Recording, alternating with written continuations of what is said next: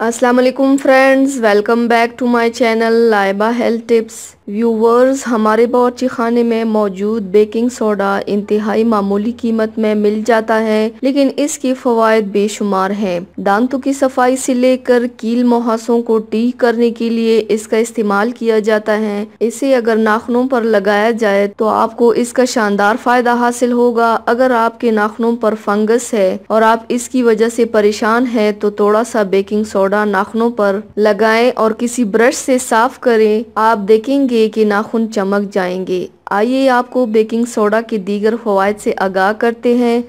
तो चलिए शुरू करते हैं, पर इसके पहले प्लीज मेरे चैनल को सब्सक्राइब कर लीजिए और बेल आइकन को दबाइए एवरी लेटेस्ट ब्यूटी अपडेट को सबसे पहले पाने के लिए। अगर आप भारी वर्जिश करने के बाद थकावट का शिकार है तो 1 गिलास पानी में 1 चम्मच सोडा मिलाकर पीने से आपको काफी सुकून मिलेगा।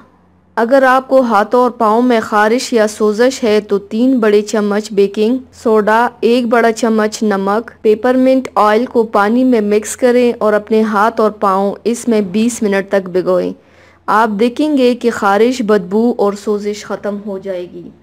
अगर आपकी सांसों से बदबू आती है तो बेकिंग सोडा को पानी में हल करके इस पानी से गरारे करें। दांतों को चमकाने के लिए बेकिंग सोडा को ब्रश पर डालें और दांतों पर रगड़िए। दांत मोती की तरह चमक जाएंगे। कील मुहासों के लिए बेकिंग सोडा को पानी में मिलाकर एक पेस्ट बनाएं और इसे कील मुहासों पर लगाएं। आपकी जिल्द साफ हो जाएगी। तो व्यूवर्स, ये थी मेरी आज की वीडियो। उम्मीद करती हूँ आप सबको पसंद आई होगी।